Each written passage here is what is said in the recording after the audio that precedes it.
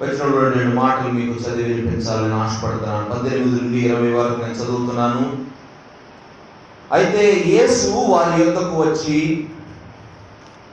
పరలోకమందును భూమి మీదను నాకు సర్వాధికారము ఇయ్యబడి ఉన్నది. కాబట్టి మీరు వెళ్ళి సమస్త జనులను శిష్యులనుగా చేయుడి. తండ్రి యొక్కయు, కుమారుని యొక్కయు, పరిశుద్ధాత్మ యొక్కయు నామములోనికి వారికి బాప్తిస్మం ఇచ్చుచు, నేను మీకు ఏ సంగతులను ఆజ్ఞాపించితినో వాటినన్నిటినీ గైకొనవలెనని వారికి బోధించుడి. ఇదిగో నేను యుగ సమాప్తి వరకు సదాకాలము మీతో కూడా ఉన్నానని వారితో చెప్పెను. మార్కు సువార్త 16వ అధ్యాయం 15, 16 వచనాలు కూడా మనం చదువుకుందాం. మరియు మీరు సర్వలోకమునకు వెళ్ళి సర్వ సృష్టికి సువార్తను ప్రకటించుడి. నమ్మి బాప్తిస్మము పొందినవాడు రక్షింపబడును, నమ్మని వానికి శిక్ష విధింపబడును. దేవుడి మాటలను మన వినికిడిలో మన ఆత్మల మేలు కొరకు దీవించునుగాక. ప్రార్థన చేసుకుందాము. ప్రేమ కలిగిన తండ్రి యేసయ్యా, మీకు వందనాలు. మీ వాక్యము జీవము కలిగినది ప్రభువా. అయినా మీ వాక్యాన్ని ధ్యానించబోతున్నాం ప్రభువా. మమ్మను మీ ఆధీనంలోనికి తీసుకొనండి నాయనా. మీ యొక్క మెల్లని స్వరాన్ని మేము వినుభాగ్యము మాకందరికీ దయచేయమని వేడుకుంటున్నాం నాయనా. మీ యొక్క పరిశుద్ధ వాక్కులు ప్రభువా మా హృదయాలలో తాకునట్లుగా, మా బండలాంటి హృదయాలను బద్దలు చేయనట్లుగా నాయనా, మా హృదయాలను మండించినట్లుగా మీ కృప దయచేయండి ప్రభువా. సహాయం చేయండి. నిలువబడి మంటి ఘటమును మీ సిలువ చాటును మరుగుపరచండి. మీ సిలువ రక్తధారలతో శుద్ధీకరించి పవిత్రీకరించి మీ వాక్యమును ప్రభువా మీ బిడ్డలకు అందించమని వేడుకుంటున్నాను. ఇక్కడున్న ప్రతి ఒక్క వ్యక్తితో మీరు మాట్లాడండి నాయన. నాయన, ప్రతి ఒక్కరికి వినగల చెవి, సిద్ధ మనస్సు, వాక్యమును భద్రపరుచుకుని హృదయాన్ని దయచేయమని, మా మాటలు మా ధ్యానము మీ దృష్టికి అంగీకారముగా చేయమని, వచ్చిన బిడ్డలందరినీ మీరు నాయనా ఆశీర్వదించుమని, ఇంకా రావాల్సిన బిడ్డలను త్వరపెట్టి నడిపించుమని, మీ కృపలో వర్ధల చేయమని యేసయ్య అతి పరిశుద్ధ నామములో విన్నపములు అడిగి వేడుకుంటున్నాము తండ్రి. గత 3 వారాలుగా మనం శిష్యత్వం అనే అంశాన్ని మనం ధ్యానం చేస్తూ వస్తున్నాం. ఈ వారం మనం ఏం నేర్చుకోబోతున్నామంటే, వాట్ డిసైపుల్స్ మస్ట్ డూ. శిష్యులు ఏం చేయాలి, వాళ్ళ బాధ్యతలు ఏంటి, వాళ్ళు చేయాల్సిన పనులేంటి. ఈరోజు మనం చదువుకున్న వాక్యములో నుంచి మనం కొన్ని విషయాలు మనం ధ్యానం చేద్దాము. వారు ఎందుకు పిలువబడ్డారో, వారు దేని కొరకు సిద్ధపరచబడ్డారో, దేని కొరకు దేవుడు వారిని తయారు చేసినాడో, వారు ఎక్కడికి వెళ్ళాలో, ఏమి చేయాలో ప్రభు అయిన యేసుక్రీస్తు వారికి స్పష్టంగా తెలియజేస్తా ఉన్నాడు. చదివిన వాక్య భాగం మనం గమనించినట్లయితే చూడండి, 16వ వచనం మనం చూద్దాం. 28, 16. 11 మంది శిష్యులు యేసు తమకు నిర్ణయించిన గలిలయలోని కొండకు వెళ్ళినప్పుడు వారు ఆయనను చూచి ఆయనకు మ్రొక్కిరి, కానీ కొందరు సందేహించిరి. యేసయ్య శిష్యులండి, 12 మంది శిష్యులు.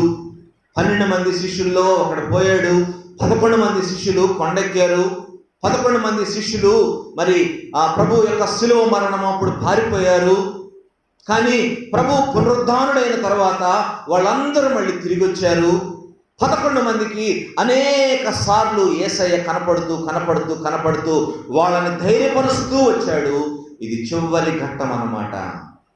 యేసయ్య భూమిని విడిచిపెట్టి వెళ్ళడానికి ముందుగా చివరి ఘట్టము మనం చూస్తూ ఉన్నాము. చివరి ఘట్టములో ఏం జరుగుతూ ఉందంటే, అప్పుడు కూడా ఆయనకు అందరూ మొక్కారు, కానీ కొందరు సందేహించారంట. కొందరికి ఇంకా అనుమానం ఉంది. మరి యేసయ్య ఏంటి మనల్ని ఈ విధంగా మరి పిలుస్తున్నాడు, ఈ విధంగా మనల్ని పనులు అప్పగిస్తున్నాడు, మరి ఫ్యూచర్ ఎట్లా ఉండబోతుంది, ఏం జరగబోతుంది అని ఆలోచనలు వాళ్ళని తొలిచేస్తున్నాయి. అందుకనే వాళ్ళు సందేహిస్తూ ఉన్నప్పుడు యేసయ్య వారికి తాను ఎవరో తన గురించి తాను తెలియజేస్తున్నారు. చూడండి ఏమంటున్నాడు, పరలోకమందును భూమి మీదను నాకు సర్వాధికారము ఇయ్యబడి ఉన్నది. All authority in heaven and on earth has been given to me. శిష్యులారా, మీరు సందేహపడుతున్నారు కదా. ఎందుకు సందేహపడుతున్నారు? ఇంకా ఇన్ని విషయాలు మీరు చూశారు, ఇన్ని అద్భుతాలు మీరు చూశారు, పునరుద్ధానుడైన యేసుక్రీస్తును మీ కళ్ళతో మీరు చూస్తా ఉన్నారు. ఇంకా వై యు ఆర్ డౌటింగ్? ఎందుకు మీరు ఇంకా సందేహిస్తున్నారు? పరలోకములో భూమి మీద నాకు సర్వాధికారము ఇయ్యబడి ఉన్నది కాబట్టి therefore go and make disciples. నాకు ఇవ్వబడిన అధికారముతో నేను మీకు ఆజ్ఞాపిస్తున్నాను, go and make disciples. మీరు వెళ్ళి మీరు సమస్త జనులను నా శిష్యులుగా చేయండి. దీన్ని గ్రేట్ కమిషన్ అంటారు. గ్రేట్ కమిషన్ అని బైబిల్ గ్రంథంలో మహా గొప్ప ఆజ్ఞ అంట, మహా గొప్ప ఆజ్ఞ. యేసయ్య తన పరిచర్య కాలంలో ఎన్నో ఆజ్ఞలు ఇచ్చారు. శిష్యులకు కావచ్చు, మనుషులకు కావచ్చు, రకరకాల ఆజ్ఞలు. కొన్ని ఆజ్ఞలు శిష్యులకు మాత్రమే పరిమితమైన ఆజ్ఞలు, కొన్ని క్రైస్తవులందరికీ వర్తించే ఆజ్ఞలు. ఈరోజు మనం క్రైస్తవులందరికీ వర్తించే ఆజ్ఞలు, ప్రతి క్రైస్తవ విశ్వాసి తప్పకుండా పాటించాల్సిన ఆజ్ఞల గురించి మనం ధ్యానం చేయబోతా ఉన్నాం. ఆజ్ఞలు అనగానే మరి ప్రతి ఒక్కళ్ళకి ఏం గుర్తొస్తాయి? 10 ఆజ్ఞలు గుర్తొస్తాయి. 10 ఆజ్ఞలు, దేవుడు వారికి ఇచ్చిన 10 ఆజ్ఞలు, ధర్మశాస్త్రంలో ఉన్న ఆజ్ఞలు గుర్తొస్తాయి. కానీ యేసయ్య ఈ 10 ఆజ్ఞలు పాటించడం కష్టమని యేసయ్య క్రొత్త నిబంధనలో ఈ 10 ఆజ్ఞలను 2 ఆజ్ఞలుగా వాటిని కుదించారు. 2 ఆజ్ఞలు. ఈ 2 ఆజ్ఞలు ఏ భేదము లేకుండా ప్రతి క్రైస్తవ విశ్వాసి ఖచ్చితంగా పాటించవలసిన ఆజ్ఞలు. యేసయ్య అంటారు యోహాను సువార్త 14వ అధ్యాయము 15వ వచనములో, యోహాను సువార్త 14:15, మీరు నన్ను ప్రేమించిన యెడల నా ఆజ్ఞలను గైకొందురు అంటాడు. ఇంగ్లీష్లో అట్లా రాయబడలేదండి. ఇంగ్లీష్ లెటర్ రాశారు తెలుసా? If you love me keep my commandments. మీరు నన్ను ప్రేమించేవారైతే, నిజముగా మీరు నన్ను వెంబడించేవారైతే, నిజముగా మీరు నా యందు విశ్వాసం ఉంచిన వారైతే నా ఆజ్ఞలు పాటించండి, నా ఆజ్ఞలు పాటించండి. Keep my commandments. ధర్మశాస్త్రమందలి 10 ఆజ్ఞలు ఎన్నో నియమ నిబంధనలతోటి, ఎన్నో కట్టడలతోటి మరి కూడుకున్నవి. వాటిని పాటించాలంటే మనిషికి చాలా పవిత్రత కావాలండి. 10 ఆజ్ఞలు పాటించటము అందరికీ కుదిరే పని కాదు, అందరికీ సాధ్యమయ్యే పని కాదు.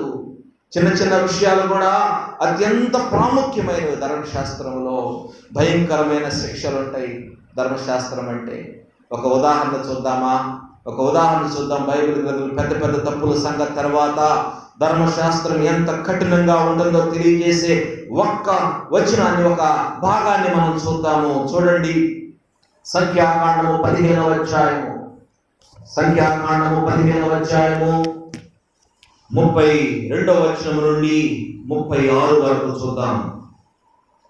సంఖ్యాకాండం 15వ 124వ పేజీ.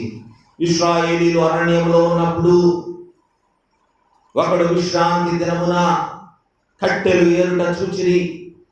వాడి కట్టెలు ఏరుట చూచిన వారు మోషే యొద్దకును అహరోనునొద్దకును సర్వ సమాజమునొద్దకును వారిని తీసుకొని వచ్చిరి.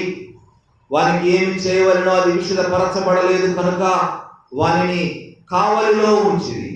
తరువాత యెహోవా ఆ మనుష్యుడు మరణ శిక్ష నందవలెను, సర్వ సమాజము పాళెము వెలుపల రాళ్లతో వారిని కొట్టి చంపవలనని మోషేతో చెప్పాను. కాబట్టి యెహోవా మోషేకు ఆజ్ఞాపించినట్టు సర్వ సమాజము పాళెము వెలుపలకి వారిని తీసుకొని పోయి రాళ్లతో వారిని చావగొట్టారు. చూడండి ఎంత ఘోరము.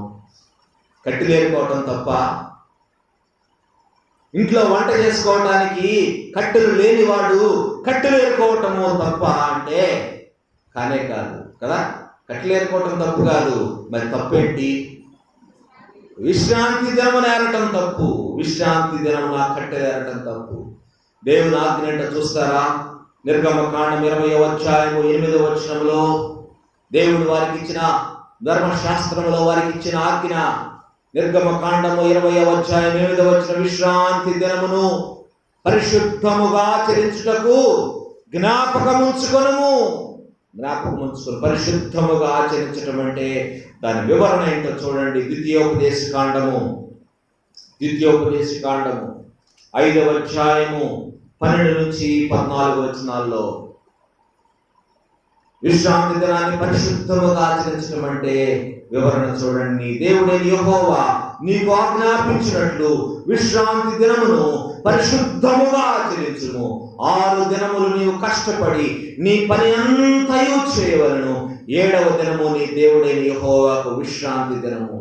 దానిలో నీవైనను, నీ కుమారుడైనను, నీ కుమార్తె అయినను, నీ దాసుడైనను, నీ దాసి అయినను, నీ ఎద్దైనను, నీ గాడిదైనను, నీ పశువులలో ఏదైనను, నీ ఇంట్లో ఉన్న పరదేశి అయినను ఏ పనియు చేయకూడదు. అండర్లైన్ చేసుకోండి, ఏ పనియు చేయకూడదు.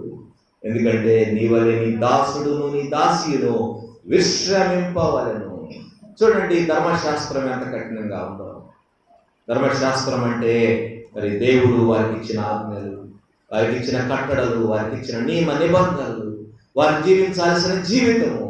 ధర్మశాస్త్రం అంటే అందరూ పాటించగలిగింది కాదండి. ధర్మశాస్త్రము చాలా కఠినమైనది. పరిశుద్ధముగా ఆచరించడం అంటే ఆయన ఇంటికి సంబంధించిన వారిలో ఎవరు ఏ పని చేయకూడదండి. ఏ పని చేయకూడదు. కట్టెలు ఏరటం పనే కదా, అది తప్పు. మరి దానికి శిక్ష ఏంటి? దేవుడు ఏమంటున్నాడు? వారికి మరణ శిక్ష విధించవలెను. దేవుని దినం అంటే మనకి ఎంత నిర్లక్ష్యమో, ఎంత అవిధేయత. దేవుని సన్నిధికి ఎప్పుడు రావాలో మనకు తెలుసు, కానీ నిర్లక్ష్యం. ఎప్పుడైతే ఏమైందిలే, ఎవరు చూస్తున్నారులే, ఎవరు పట్టించుకుంటున్నారులే. ఏ పని చేయకూడదని ధర్మశాస్త్రం చెప్తుంటే మనకు పనులన్నీ ఈరోజే దొరుకుతాయి. ఈరోజే మన పనులన్నీ చేస్తాం.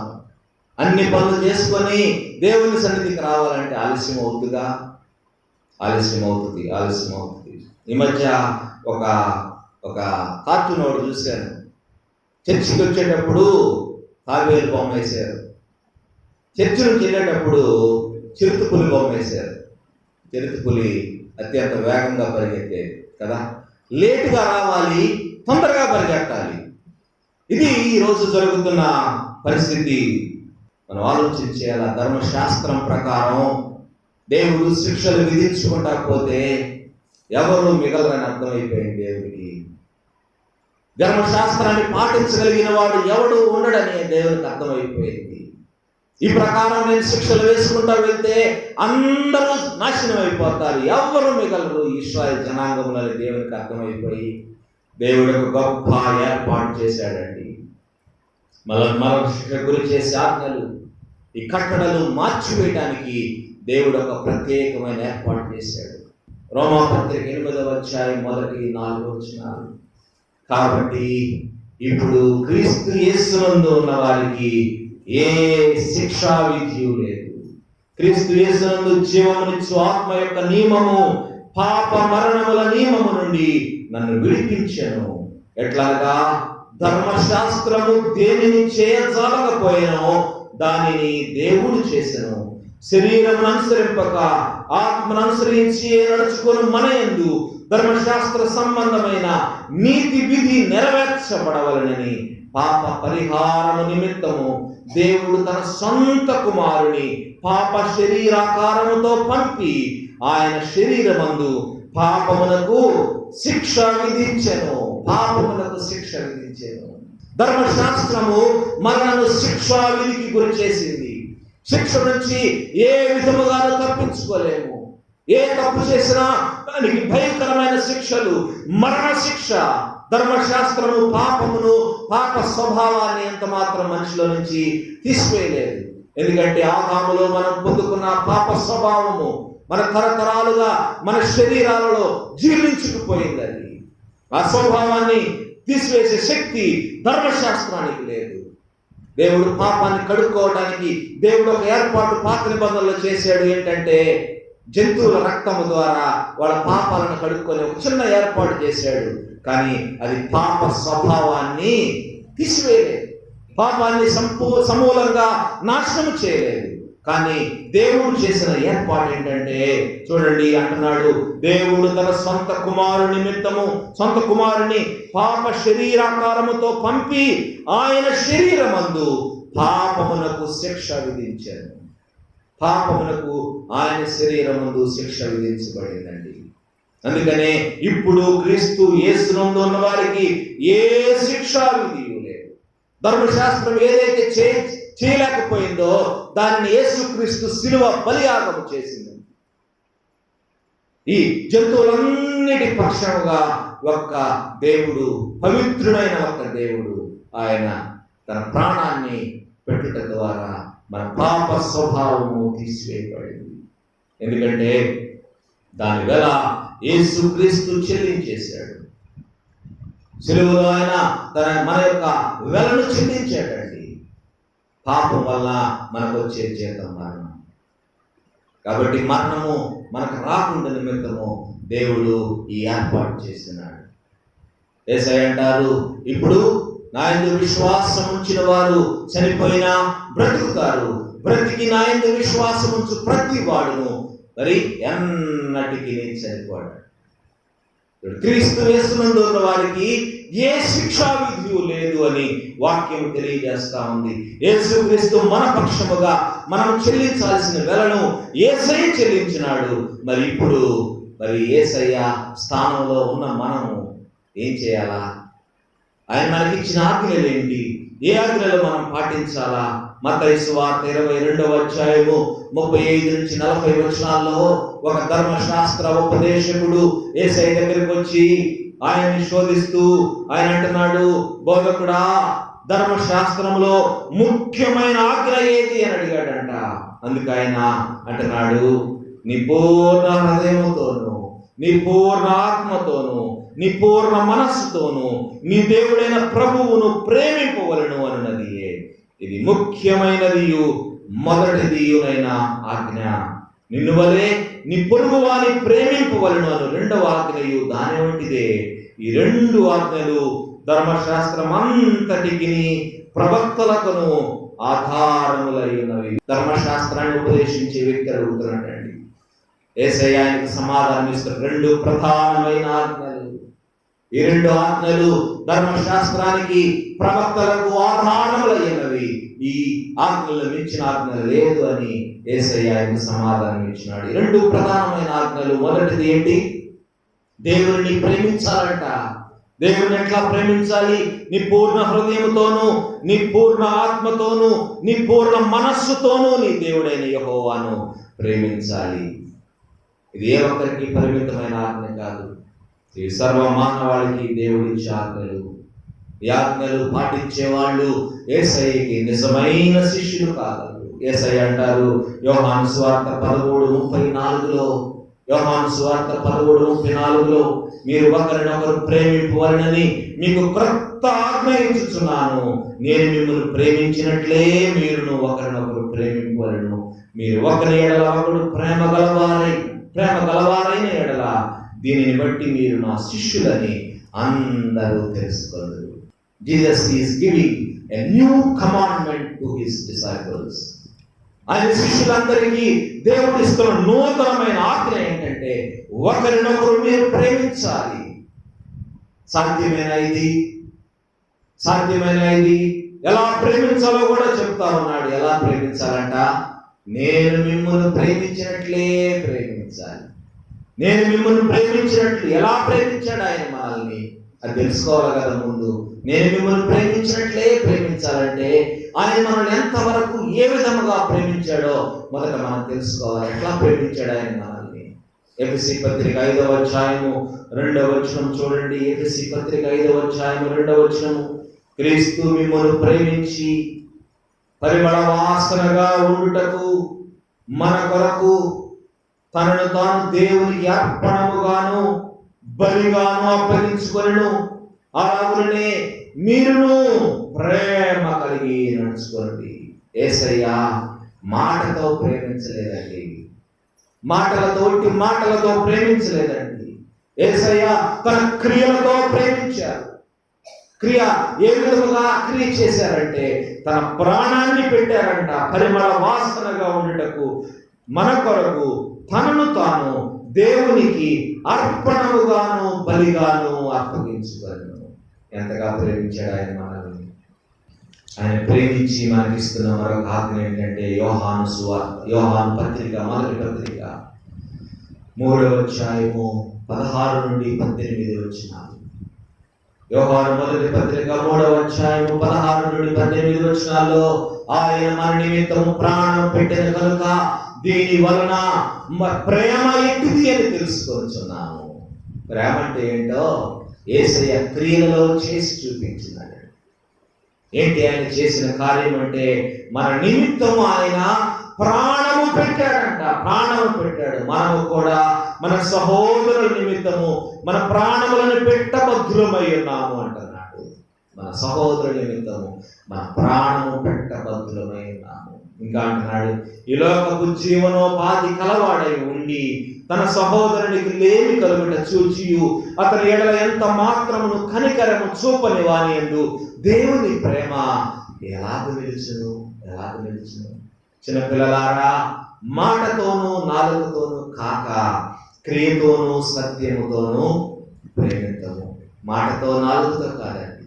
ఈ దినాల్లో ప్రేమలన్నీ మాటకు నాలుకకు పరిమితం అయిపోతున్నాయి. నిజమైన ప్రేమ చూపించేవారు ఎవరు లేరు.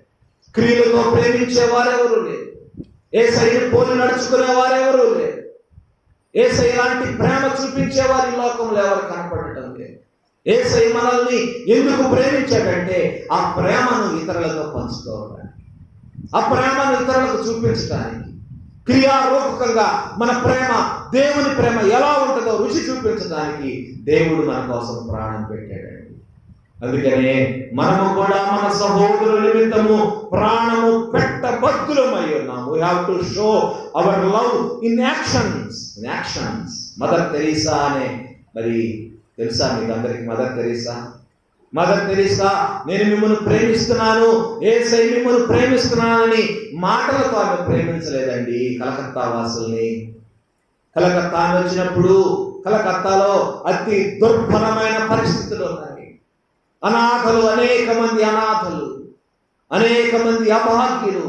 కుష్టు రోగము ఆ దినాల్లో భయంకరముగా వ్యాపించింది. అటువంటి భయంకరమైన పరిస్థితులలో మదర్ తెరీసా ఆ రాష్ట్రంలో అడుగుపెట్టి యేసయ్య ప్రేమను నోటి మాటలతో కాదు తన చేతలతో చేసి చూపించింది. తన చేతలతోటి helping hands are better than praying lips అని ఆమె పెద్ద స్టేట్మెంట్ చేశారు కూడా. Helping hands are better than praying lips. ప్రార్థన చేస్తున్నాం, మీకోసం ప్రార్థన చేస్తున్నాం, మీ బాగు కోసం, మీ క్షేమం కోసం, మీ ఉద్యోగాల కోసం, అన్నిటి కోసం మేము ప్రార్థన చేస్తున్నామని చెప్పటము ఊరక నోటి మాటతో సరిపోతుంది. కానీ నిజంగా చేయాల్సింది ఏంటంటే వారికి మనం సహాయం చేయాలి. ఫిజికల్గా వారికి మనం సహాయం చేయాలా, వాళ్ళని ఆదుకోవాలా, వారి కష్టాల్లో వాళ్ళకి మనం ఏదైనా సహాయం చేయగలగాలి. ప్రార్థన చేస్తున్నామని నోటితో చెప్తే సరిపోతుందా? యేసయ్య కూడా చెప్తారు ఒక మాట, మీరు ఒకటి చలికి వణికిపోతా ఉంటే పోయి చలి కాసుకో అంటే సరిపోద్దా? మనం ఏమైనా ఇచ్చి చలి కాసుకో అంటే బాగుంటుంది. తన జీవితాన్ని అంతా ఆ కలకత్తాలోని అనాథల కొరకు, అభాగ్యుల కొరకు, కుష్టు రోగుల కొరకు ధారపోసిందండి. అది నిజమైన ప్రేమ అంటే. రెండు ప్రధానమైన ఆజ్ఞలు దేవుడు మనకి ఉదయకాలం జ్ఞాపకం చేస్తున్నాడు. దేవుణ్ణి ప్రేమించాలి. మనం పూర్ణమైన మనస్సుతోటి, పూర్ణమైన ఆత్మతోటి, పూర్ణమైన హృదయముతోటి మనం దేవుణ్ణి ప్రేమించాలి. రెండవది, మన పొరుగు వారిని ప్రేమించాలా. పొరుగు వారిని ఎట్లా ప్రేమించాలా? నోటి మాటతో కాదు, మన క్రియలతో ప్రేమించాలి. యేసయ్య మాటల్లోని అర్థం ఏంటంటే నిజముగా దేవుని ప్రేమించేవాళ్ళు, నిజముగా మన పొరుగు వారిని ప్రేమించేవాళ్ళు ఆయన ఆజ్ఞలను పాటిస్తున్నట్లు లెక్క. ఆయన 2 ఆజ్ఞలే, ఆయన ప్రధానమైన ఆజ్ఞలు. దేవుడు నాకేం చేస్తాడు, నా పొరుగువాడు నాకేం చేస్తాడు, వాళ్ళు ఏమిస్తారు, నా దేవుడు నాకేమిస్తాడు అని ఆలోచించడం కాదండి. నా దేవునికి నేనేమి ఇవ్వాలా, నా పొరుగువానికి నేను ఏ విధంగా సహాయం చేయాలని ఆలోచన మనం చేయాలి. యేసయ్య ఒక గోల్డెన్ రూల్ బైబిల్ గ్రంథంలో చెప్పారు. మత్తయి సువార్త 7వ అధ్యాయము 12వ వచనం చూడండి. మత్తయి సువార్త 7వ అధ్యాయము 12వ వచనంలో, మనుషులు మీకు ఏమి చేయవలనని మీరు కోరుదురో అలాగుననే మీరును వారికి చేయుడి. మనకేం చేయాలని, మనుషులు మనకి ఏం చేయాలని మనం ఆశపడతామో మనం ముందు వాటిని చేసి చూపించాలి. అది నిజమైన క్రైస్తవ విశ్వాస యొక్క బాధ్యత. నిజమైన క్రైస్తవ విశ్వాసం చేయాల్సిన పని. మనుషులు మీకు ఏం చేయాలని మీరు ఎక్స్పెక్ట్ చేస్తారో దాన్ని మీరు చేసి చూపించండి. ఆ తర్వాత వారు మీకు చేస్తారు, లేకపోతే వేరే వాళ్ళు మీకు చేస్తారు. మనం చేయవలసిన మనం చేయాలి. ఈ 2 ఆజ్ఞలేనా, ఇంకేమైనా ఉన్నాయా అంటే ఇంకొక ఆజ్ఞ ఉంది మనకి. మనందరము పాటించవలసిన ఒక మహా గొప్ప ఆజ్ఞ. This the most important commandment. Great commission అంటారని ముందు మనం చదువుకున్నాం. ఏంటి ఆ గ్రేట్ కమిషన్ అంటే? Go and make disciples of all nations. ఎందుకు సమస్త జనులను శిష్యులుగా చేయాలి? ఎందుకు చేయాలి? దేవుడు కోరుకున్న జనాంగం ఇశ్రాయేలు జనాంగము కదా, దేవుడు ఏర్పాటు చేసుకున్న జనాంగం ఇశ్రాయేలు జనాంగము కదా. వాళ్ళకు సువార్త వినిపించబడి వాళ్ళు రక్షించబడితే సరిపోతుంది కదా. మరి ఎందుకు సమస్త జనులకు సువార్త ప్రకటించబడాలి? దేవుడు మానవులు సృష్టించింది నిత్యత్వము కొరకు కానీ మరణం కొరకు కాదు, నాశనం కొరకు కాదండి. దేవుడు మనిషిని నిత్యత్వము కొరకు సృష్టించినాడు. God wants them to live forever and ever.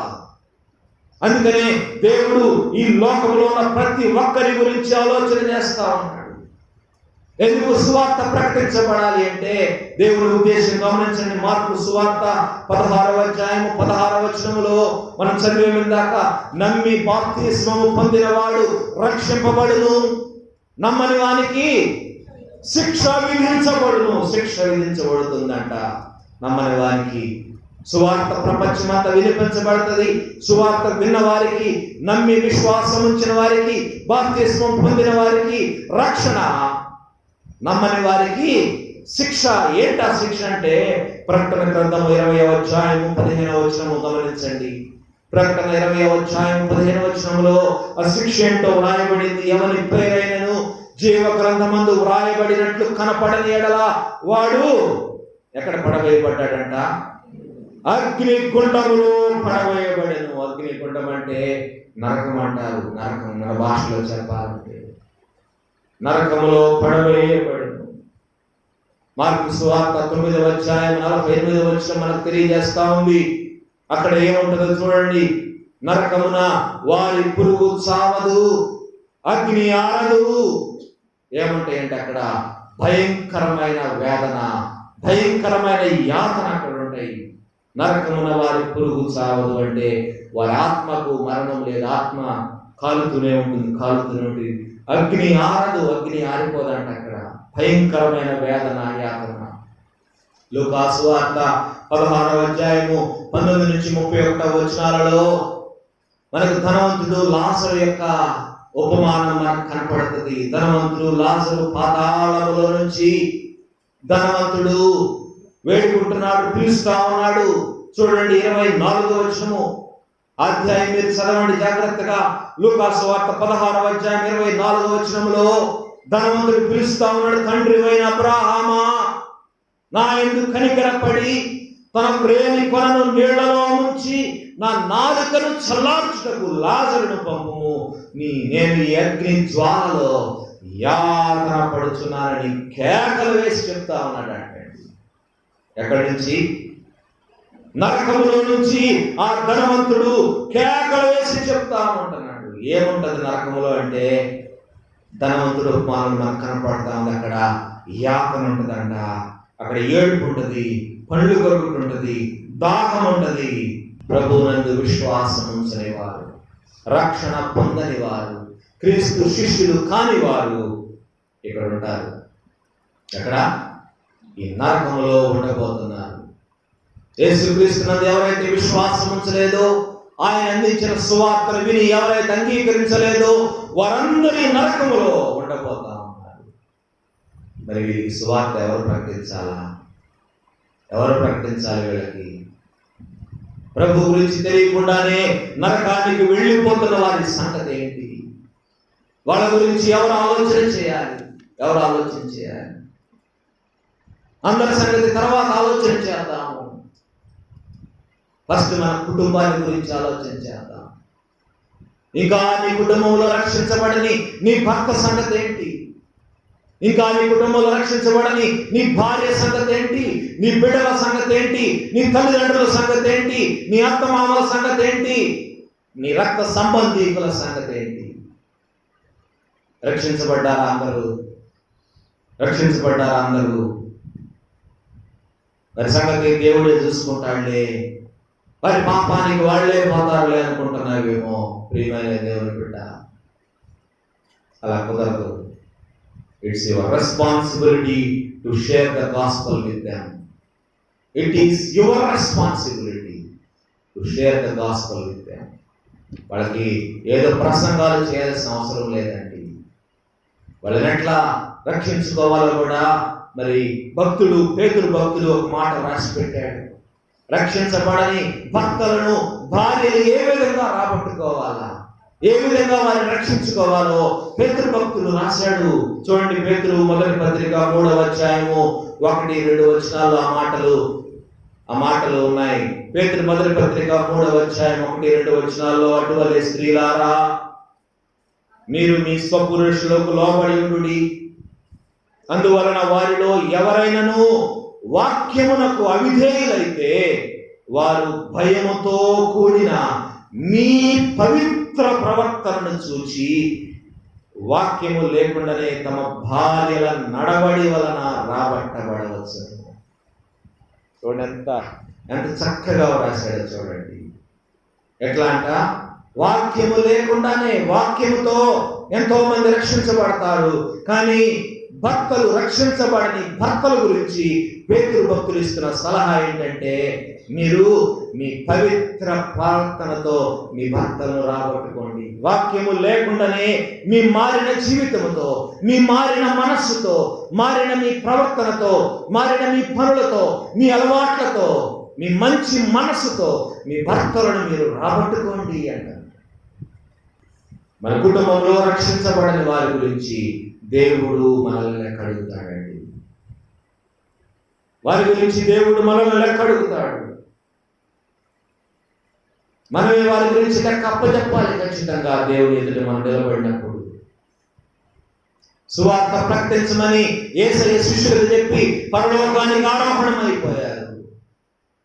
ఇప్పుడు ప్రభు వారితో లేడు. వారికి ఇష్టం వచ్చిన నిర్ణయాన్ని ఇప్పుడు తీసేసుకోవచ్చు కదా శిష్యులు. వాళ్ళకి ఇష్టం వచ్చిన నిర్ణయాన్ని తీసేసుకోవచ్చు, వాళ్ళు ఇష్టం వచ్చిన చోటకి పోవచ్చు. ఇంతకు ముందు అయితే ప్రభు వాళ్ళ దగ్గర ఉండి వాళ్ళని నడతా ఉన్నాడు కాబట్టి వాళ్ళు యేసయ్య పరిచర్య చేయడానికి, సువార్త ప్రకటించడానికి ముందుకు వచ్చారు. ఇప్పుడు యేసయ్య పరలోకానికి వెళ్ళిపోయాడు, ఆరోహణమైపోయాడు. ఇక వాళ్ళ ఇష్టం వచ్చిన నిర్ణయాన్ని తీసుకోవచ్చు. వాళ్ళ మీద అజమాయిషీ చేసేవాళ్ళు ఎవరూ లేరు. కానీ శిష్యులు తీసుకున్న నిర్ణయం ఏంటో చూస్తారా? శిష్యులు ఏమని నిర్ణయం తీసుకున్నారు చూడండి. మార్కు సువార్త 16వ అధ్యాయము 20వ వచనము.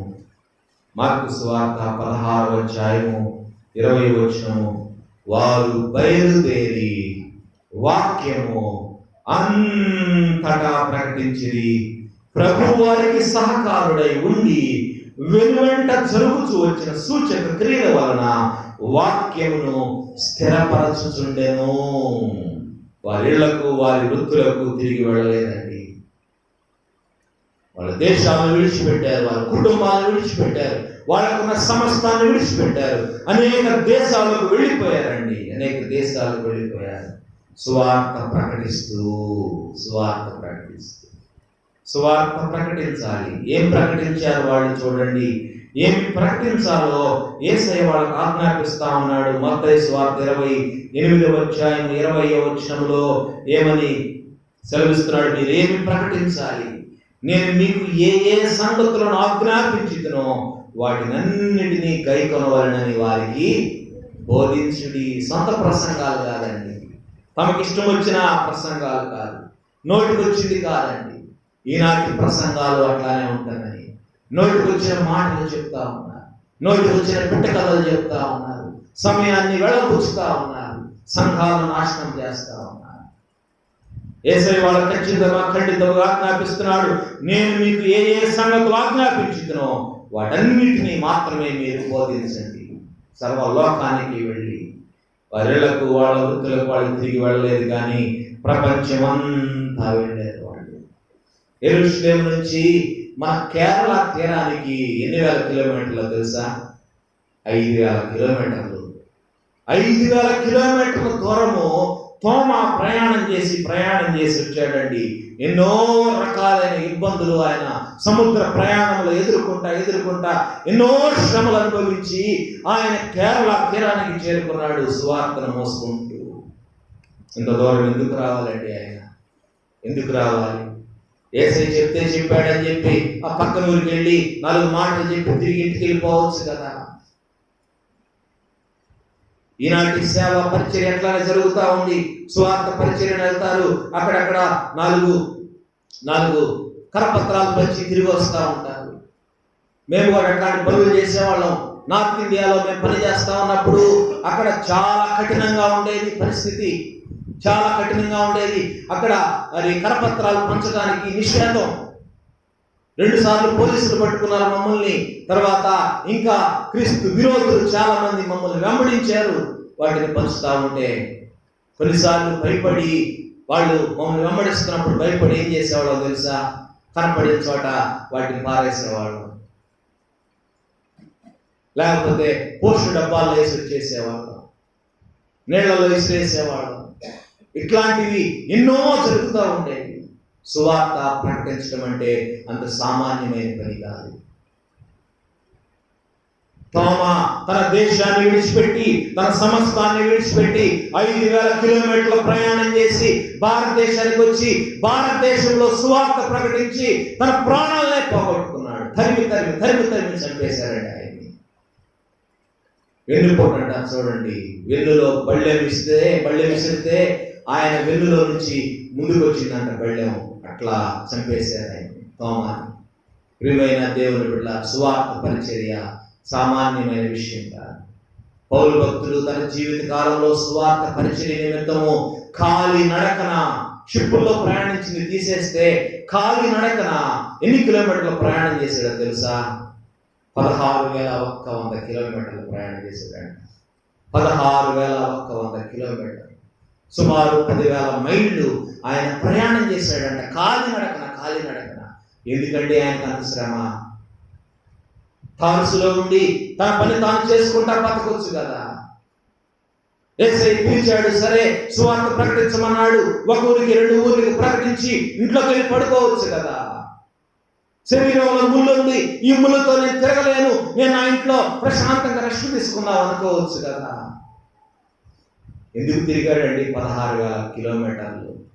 పిచ్చిబట్టి తిరిగాడా? ఇన్ని వేల కిలోమీటర్లు ఎవరి కోసం ప్రయాణం చేశారు వాళ్ళు? తన కుటుంబం కోసమా, లేకపోతే తన బంధువులు రక్షించుకోవడం కోసమా, తన రక్త సంబంధికుల కోసమా? ఎవరి కోసం వాళ్ళు ప్రయాణం చేసి 2,000 కిలోమీటర్లు? ఎవరి కోసం? ముఖం తెలియని వాళ్ళ కోసం.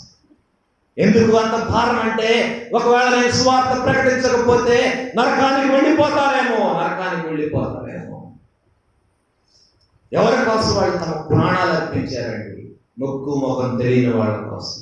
ఎందుకు వాళ్ళు ఇంత త్యాగం చేశారంటే, దేవుడు తమకు ఇచ్చిన ఒక్క ఆజ్ఞ కోసం. పౌలు భక్తుడు అంటాడు, దేవుని ప్రేమ మమ్మును బలవంతం చేసిందంట. వాళ్ళని పడుకొని లేదు, కూర్చొని లేదు. వాళ్ళు పౌలు భక్తులు దినమంతా పరిచర్య చేసేవాడు.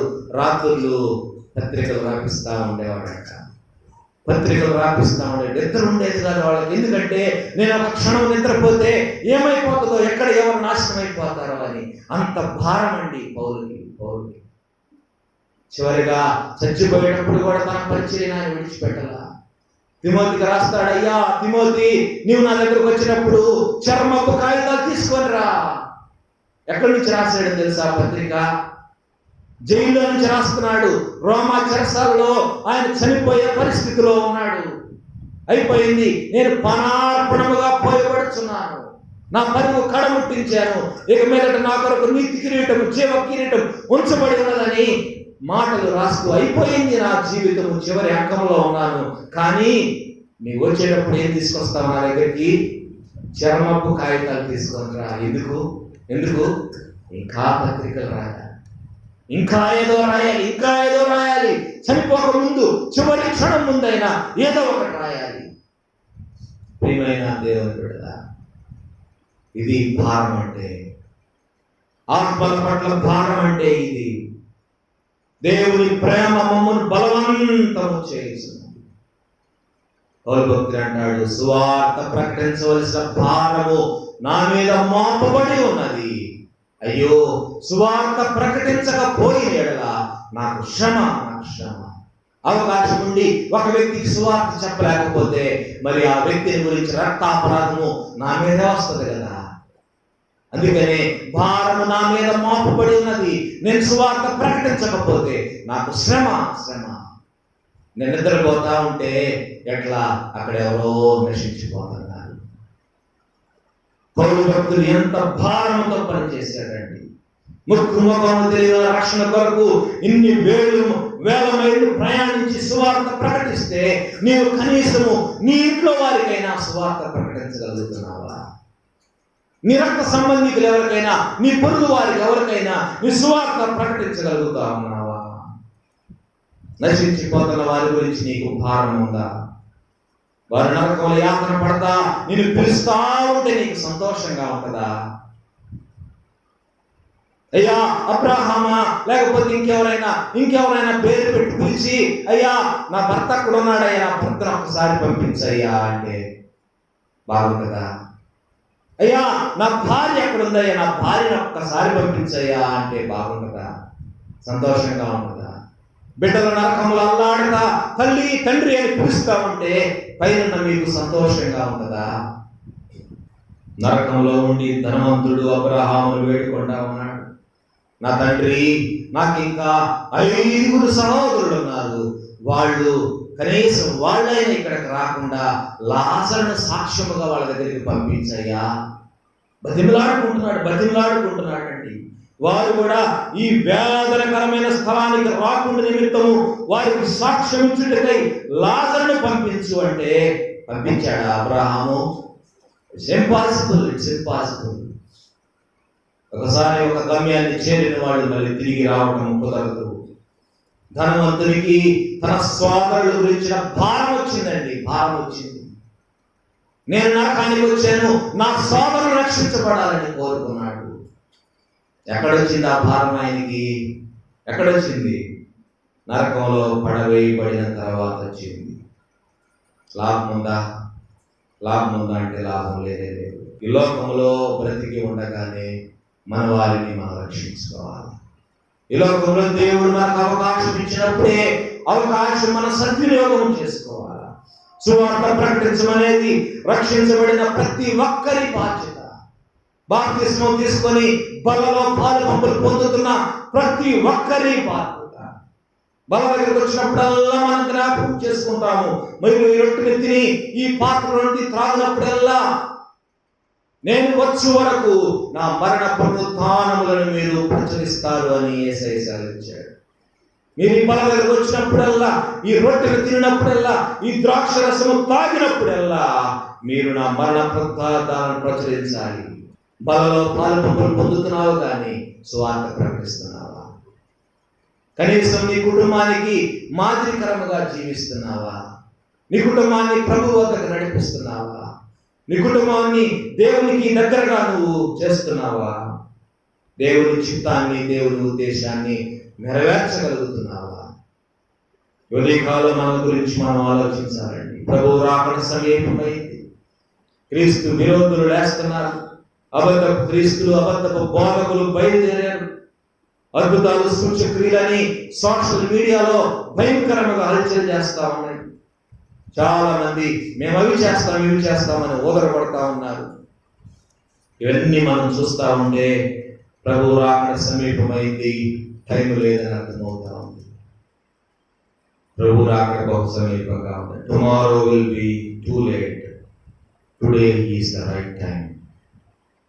ఈరోజే మనం ఆలోచించాల్సింది, రేపటి గురించి మనం ఆలోచించలేమండి. ఎందుకంటే మనం రేపటి వారం కాదు, మనము ఈ రోజుటి వారమే. ఈ రోజుటి వరకు దేవుడు మనల్ని నియమించినాడు. టైం లేదు. సువార్త ప్రకటించు, ఆత్మలు సంపాదించు, నీ కుటుంబాన్ని రక్షించుకో, దేవుని ఉద్దేశాన్ని నెరవేర్చు. అలా చేయగలిగితే దేవుని వాగ్దానం ఏంటో తెలుసా? ఏమంటున్నాడు? ఇదిగో నేను యుగ సమాప్తి వరకు సదాకాలము మీతో కూడా ఉన్నాను. I am with you always to the very end of this age. యుగ సమాప్తి వరకు అంటే ప్రభు రాకడ పర్యంతము దేవుడు మనకు తోడుగా ఉంటాడు. భయపడుతున్నావా సువార్త ప్రకటించడానికి? భయపడుతున్నావా దేవుని ప్రేమించడానికి? భయపడుతున్నావా నీ పొరుగు వారిని ప్రేమించడానికి? భయపడుతున్నావా దేవుని ఆజ్ఞలు నెరవేర్చడానికి? భయపడద్దు. దేవుని వైపు చూడు. దేవుడు సెలవిస్తున్నాడు, నీతో నేను ఉన్నాను అంటున్నాడు. He is with us always. He will help us, He will guide us and He will lead us. ప్రార్థన చేసుకున్నాం. ఈరోజు మన జీవితాలు మనం పరిశీలన చేసుకున్నాం. ప్రభువా, నేను ఇప్పటి వరకు మరి నా సొంత నిర్ణయాల ప్రకారం నేను జీవించాను ప్రభువా. నీకు నిజమైన శిష్యురాలిగా ఉండలేకపోయాను ప్రభువా.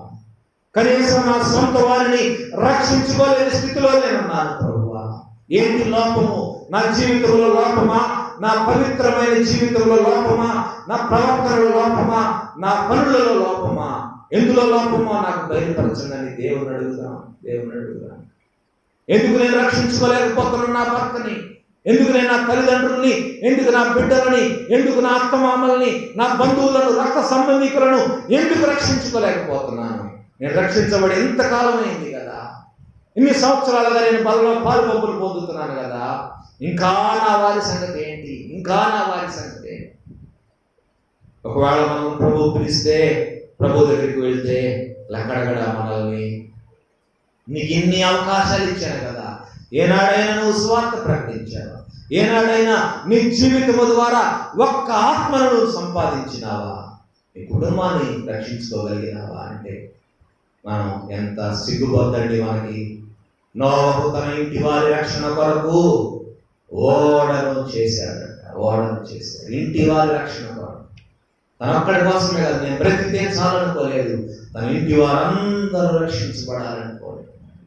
ఈరోజు కూడా నీ ఒక్కదానివే రక్షించబడి పరలోకములో ఉంటే సరిపోదండి. నీ కుటుంబం అంతా రక్షించబడాలి. నీ కుటుంబం అంతా పరలోక రాజ్యంలో ఉండాలి. అది దేవుని యొక్క చిత్తము. కాబట్టి నీకు కూడా నీవు రక్షించబడి పరలోకంలో ఉండి నరకంలో నుండి నీ వారు పిలుస్తా ఉంటే నీకు ఎలా ఉంటుందో ఆలోచించేద్దాం. దేవుడు మనకు అప్పగించిన పని, బాధ్యత, భారమును మనం ఈ రోజే తీసుకుందాము. రేపటి గురించి ఆలోచించవద్దు, ఈ రోజు ఆలోచించేద్దాం. ఈ రోజు మన వారిని రక్షించుకోవడానికి మనం ప్రయత్నం చేద్దాం. ప్రార్థన చేసుకుందాం. ప్రేమ కలిగిన తండ్రి యేసయ్యా, మీకు వందనాలు ప్రభువా. ఇప్పటి వరకు నాయనా మా సొంత నిర్ణయాలతోటి, సొంత ఆలోచనలతోటి అయినా మాకు ఇష్టమైన జీవితమే జీవిస్తూ వచ్చినాం ప్రభువా. అయినా మా కుటుంబాల్లో రక్షించబడిన వారు ఇంకా ఉన్నారు అయినా బిడ్డల కొరకు మేము ప్రార్థిస్తా ఉన్నాం. నశించిపోతున్న ఆత్మల పట్ల భారమును ప్రతి ఒక్కరికి దయచేయండి. మా పిలుపు ఎప్పుడో మాకు తెలియదు, మీరు అక్కడ ఎప్పుడో మాకు తెలియదు ప్రభువా. ఈ రెండు మాకు తెలియదు కనుక మేము ఎల్లప్పుడూ సిద్ధముగా ఉండటానికి మీ కృప మాకు అనుగ్రహించండి. మా కుటుంబ సభ్యులను మేము రక్షించుకునే జ్ఞానము మాకు దయచేయండి. ఏ విధముగా మా వారిని మేము రక్షించుకోవాలో మాకు సరైన నడిపింపును దయచేయండి ప్రభువా. మా జీవితాలను పట్టుకోరండి, మా జీవితాలను మార్చండి.